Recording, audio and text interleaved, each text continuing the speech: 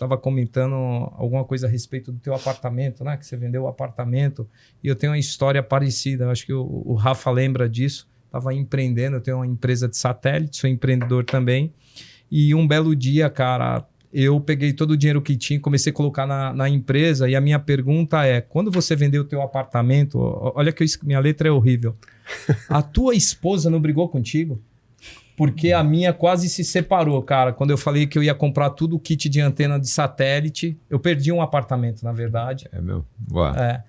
E eu anotei... Bom, o Gustavo hoje vai fazer, então, o papel de conciliador. Vamos lá, conciliador. Então vamos lá. Sua esposa tá a gente assistindo, vai Jorge. agora dar o close, que a gente vai ter esse entendimento nesse momento. Vamos lá. Não é tão difícil de entender. Na verdade, quando a gente comprou o apartamento, curiosamente, diferentemente do que acontece com a maioria dos casais, a gente já tinha a decisão de não comprar. A ideia era alugar porque a gente não encontrou um apartamento como a gente gostaria, ou os que a gente encontrou não cabiam no bolso.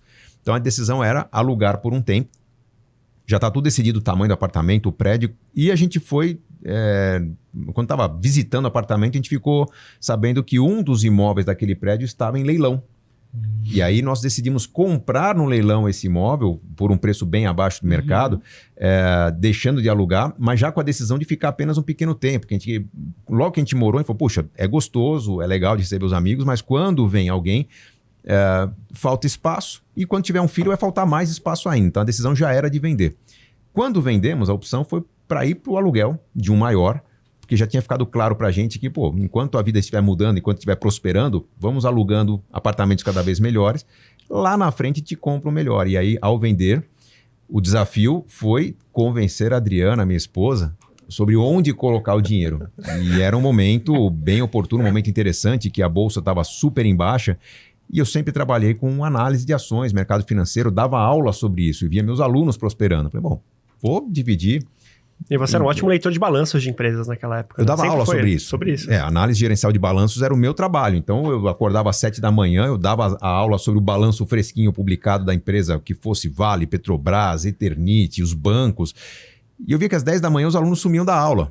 Porque o balanço era recém-publicado. Na época se publicava na Gazeta Mercantil, né, o balanço. Então eu acordava às 6:30 da manhã, pegava um balanço novinho, fato relevante, ia lá tirar cópia na sala de xerox lá de um acetato para apresentar no retroprojetor. Das 8 até as 9:30 era uma aula sobre um balanço de uma empresa, comparando com o balanço do trimestre anterior. E naquela comparação já estava claro se a empresa tinha melhorado ou piorado no trimestre. 10 da manhã os alunos sumiam, iam comprar ou vender ações. Falei, cara, quer saber?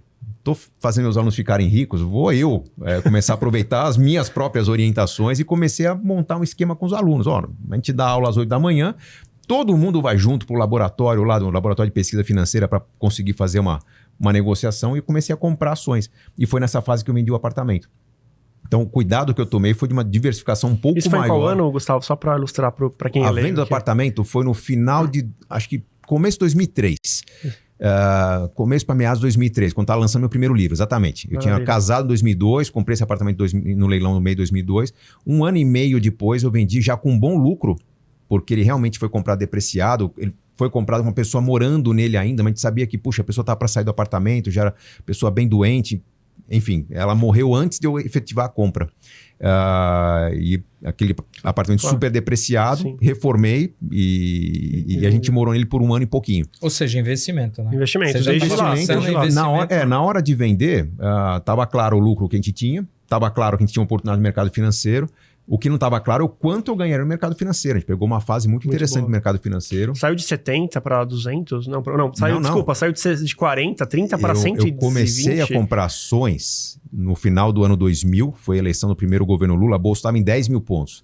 Quando eu vendi o apartamento, a bolsa estava em 13 mil pontos.